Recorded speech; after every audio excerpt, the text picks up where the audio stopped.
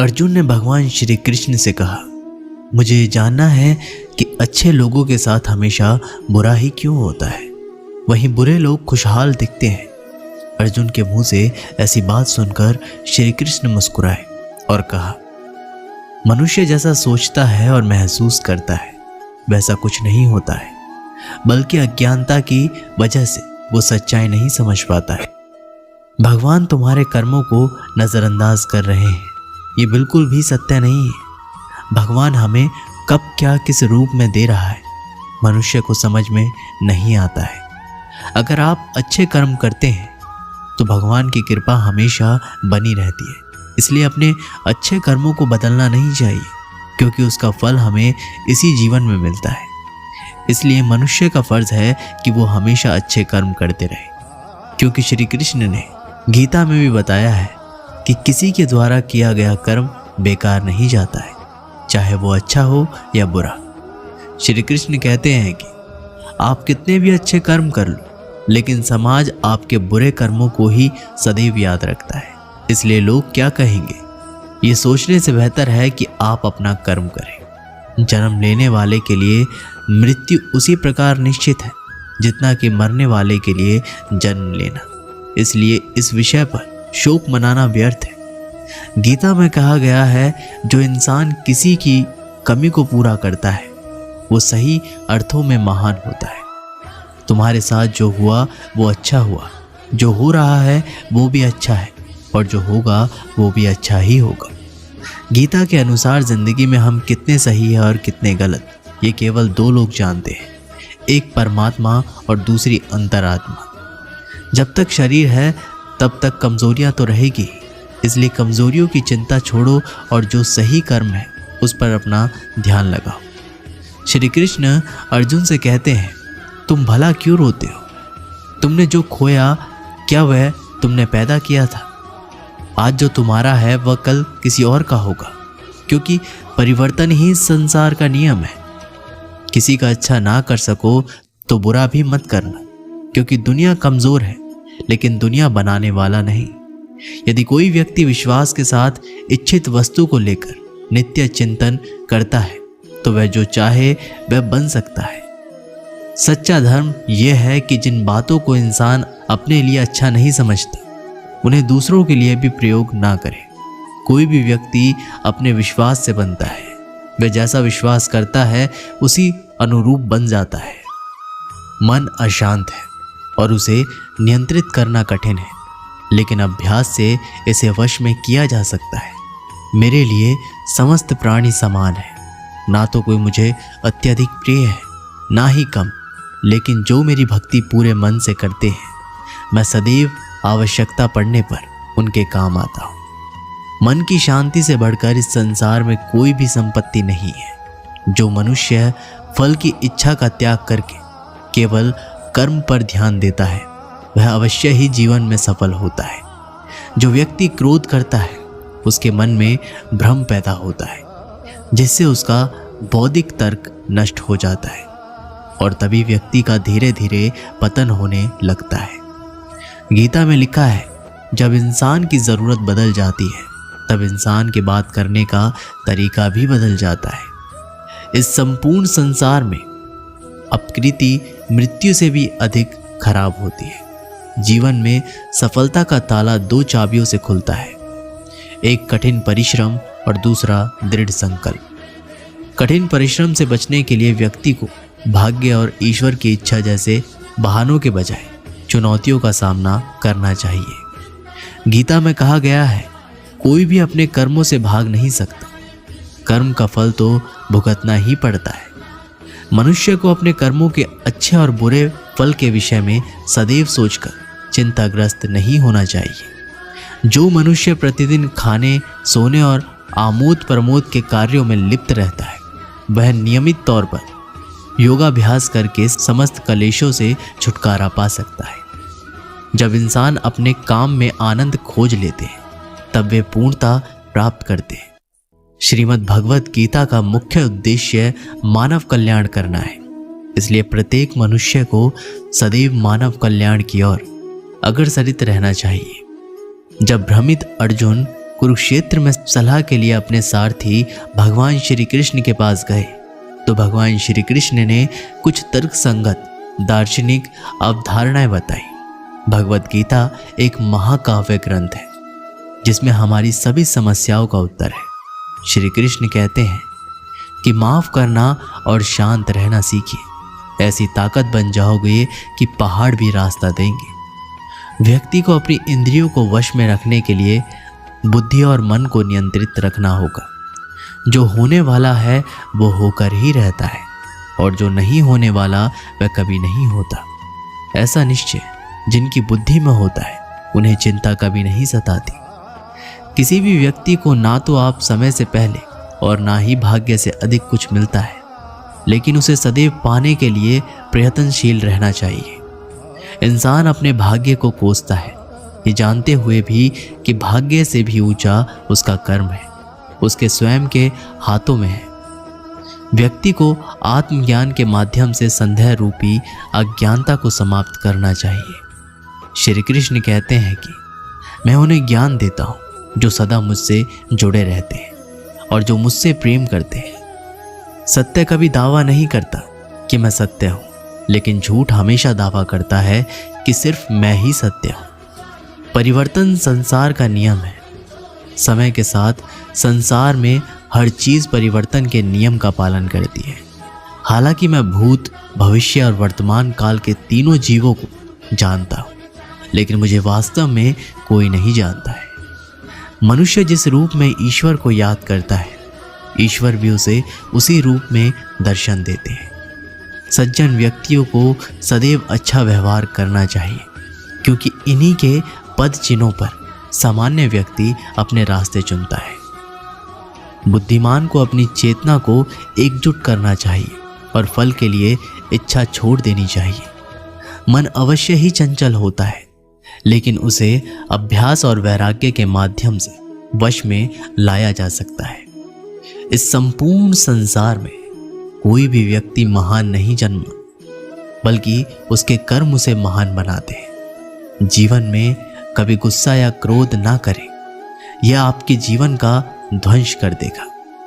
श्री कृष्ण कहते हैं कि हे पार्थ, मैंने और तुमने अपने कर्तव्यों को निभाने के लिए धरती पर कई अवतार लिए हैं, लेकिन मुझे याद है और तुम्हें नहीं। जो मनुष्य जिस देवता की विश्वास के साथ भक्ति करता है, मैं उस व्यक्ति की उसी देवता में दृढ़ता बढ़ा देता हूँ। सभी काम छोड़कर बस भगवान में पूर्ण रूप से समर्पित हो जाओ, मैं तुम्हें सभी पापों से मुक्त कर दूंगा। भगवत गीता का सबसे बुद्धिमान संदेश है कि कर्म करो, फल की चिंता मत करो। आज हम केवल पैसे, बेहतर घर, कार और सुरक्षित भविष्य के लिए काम कर रहे हैं। हम इतने लक्ष्य चालित हैं कि हम सब कुछ परिणाम के बारे में सोचकर ही करते हैं। ये एक ऐसी चीज है जिससे हमें बचना चाहिए, केवल इसलिए कि यदि अपेक्षाएं पूरी नहीं होती है तो दर्द अवश्य भावी है। इसलिए काम करते रहें और बदले में कुछ भी उम्मीद ना करें।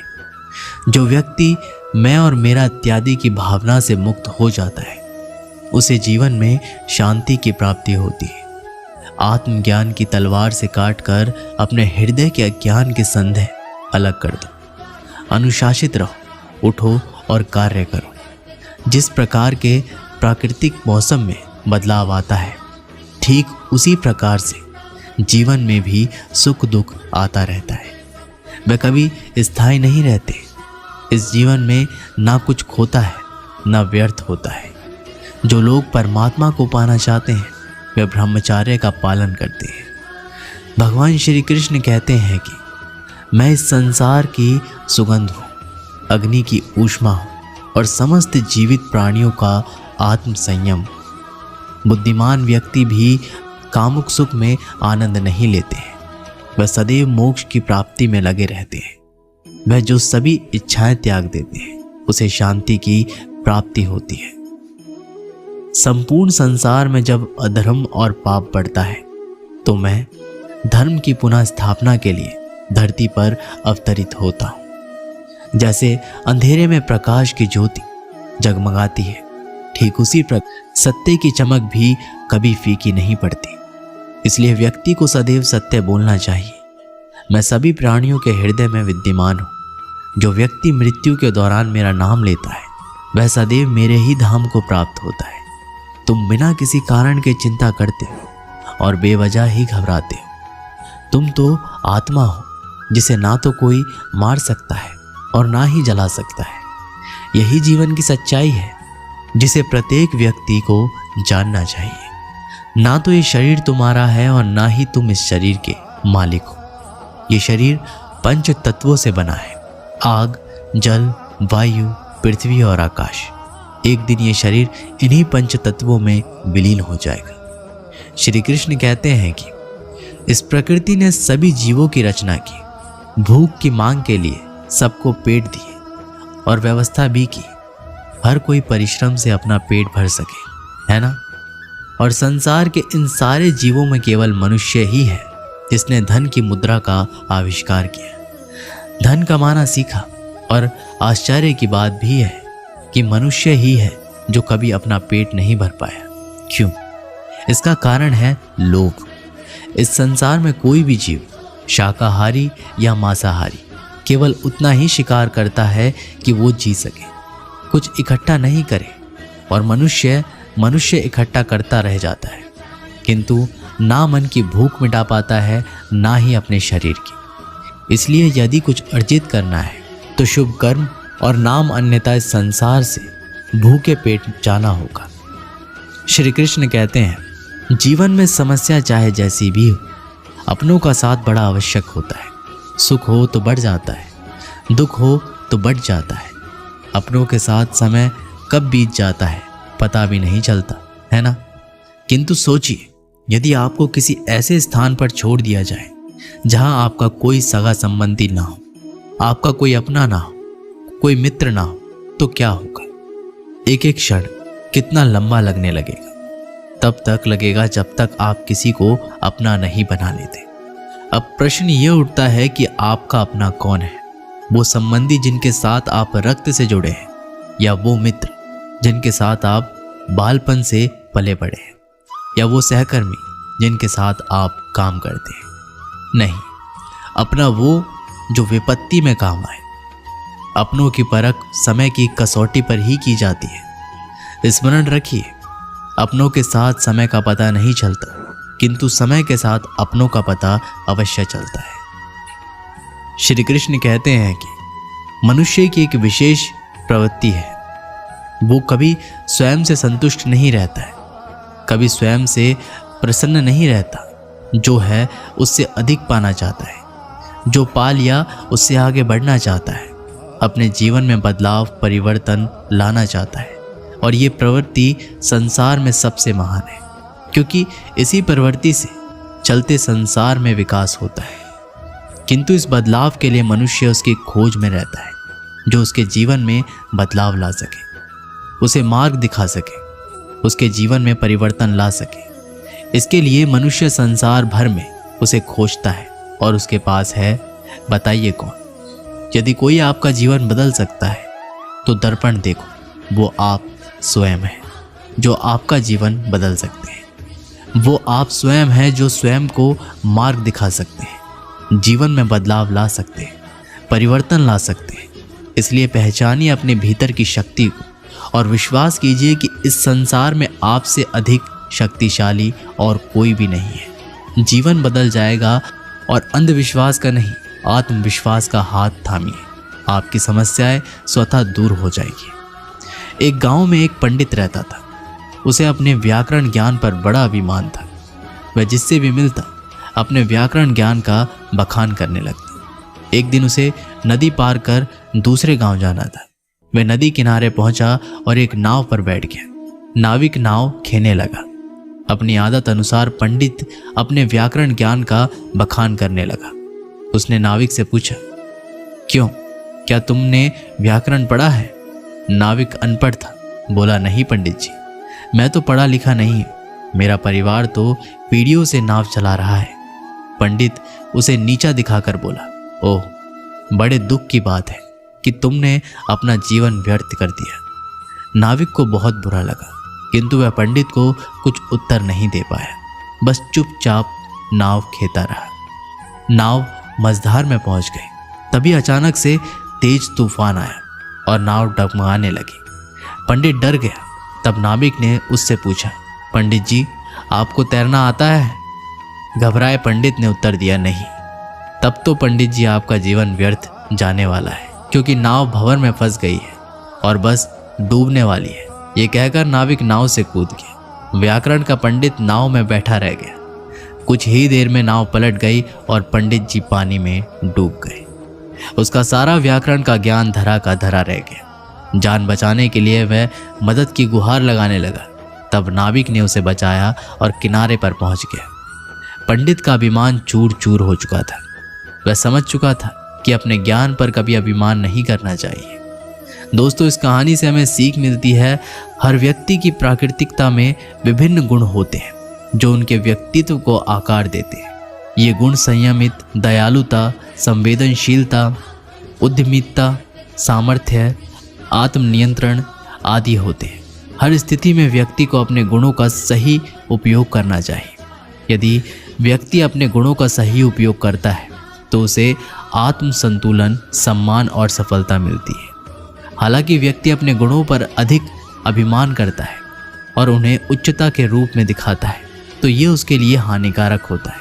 अधिक अभिमान उसके विचारों और व्यवहारों में आत्म महत्वाभिमान पैदा करता है, जो समाज में सामाजिक संबंधों को अशक्त बनाता है। हर व्यक्ति में कोई ना कोई गुण होता है, परिस्थिति के अनुसार वह गुण काम आता है, इसलिए अपने गुणों का अभिमान नहीं करना चाहिए। तो दोस्तों, ये वीडियो यहीं पर समाप्त होती है।